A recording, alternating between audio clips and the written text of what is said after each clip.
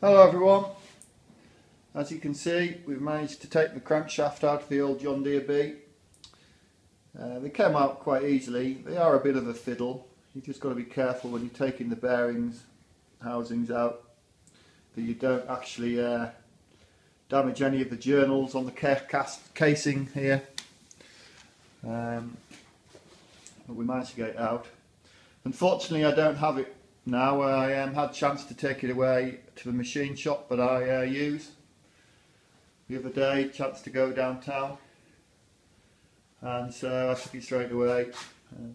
On measuring up, we found it was about 5 thou worn on the big ends, and so to be fair, you could have got away with that just by shimming the old conrods up,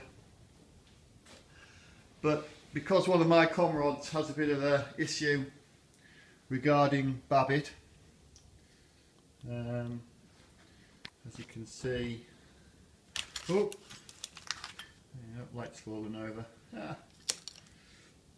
There you go.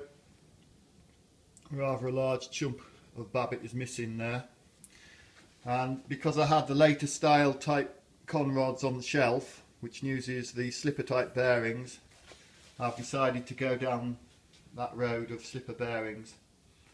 So using the later style conrods, with the measurements we took, we've decided that we could go 10 thou undersize. So I shall get those bearings, and we've ground the shaft to that anyway. It's a shame really, because these adjustable bearings are easy to do. You just take the shims out of these here. There's 3 thou shims in. You just take one of those out and it would have been spot on. But with that bit of Babbitt missing here, and with it being right on the edge, it would have lost your oil pressure, I'm afraid. So I have ideas on how to re-Babbitt them myself. It is very expensive to have done. I certainly, when I've made inquiries in the UK, they want an arm and a leg to do it. I know I can buy the Babbitt in America, and so I have an idea of, I've seen videos on how it's done, so I think for a bit of a go, we might give it a go one day, but at this moment in time I'm going to go down the later rods with the slipper bearings. I've got some new, I've had them a while actually, I've got some new little ends as well, which will fit into those. They're like a very thin phosphor bronze bush, so I'll have those done and reamed, so those rods will be good. As you can see, the different numbers, I don't know if that's going to come out. There's the number of the older style conrod, and there's the number of the later style. So, yeah. The later style was fitted to the earlier ones. It was just dependent on whether you could get them re-Babbitted. And those later style ones, I believe, were fitted right through to the numbered tractors, the 50s and beyond.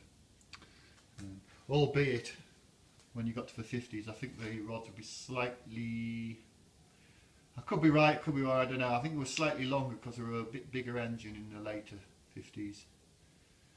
So, but, yeah. So we're going to, next I think, as I say, I don't know how well this will come out, we'll put the light in there, hopefully that will shine in. So we're going in through one of the main bearing holes. As you can see, that laid there is the filter holder and pressure valve, relief valve in the top. Those pipes, you can see, go away to the top of the oil pump. That round thing in the bottom there with the mesh on, and those pipes go to various components. I don't know if he's coming up too well.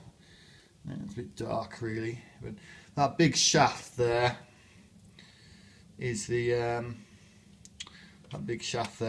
drive to the oil pump. I don't know if you can see that little square thing at the top. That's the famous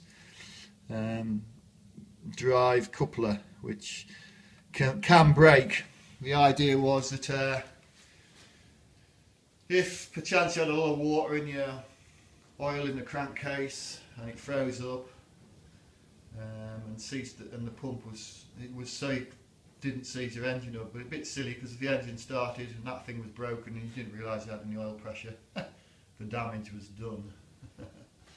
So, and then we'll remove the camshaft here. So this cog camshaft runs across this way, comes out this bearing here, and we can take the camshaft out. Behind that bearing, this bearing holder, just put the torch again on it. Behind that bearing holder there will be some shims. So I'll just check those shims because that's how you set the what's the word I'm thinking of? End float, sorry. That's how you set the end float on the camshaft by including or taking out shims. But they're just paper gaskets at the end of the day. So that's what's going on behind that. So yeah. So I don't know if you can see any better inside here. That's the whole way through. It's a bit of a minefield of bits and bobs in there. But there you go. I'm not going to waste video trying to show something that doesn't come out too well. So there you are. That's what we'll do. Remove all the gubbins out of the crankcase tonight. Very good. Alright then. Thank you.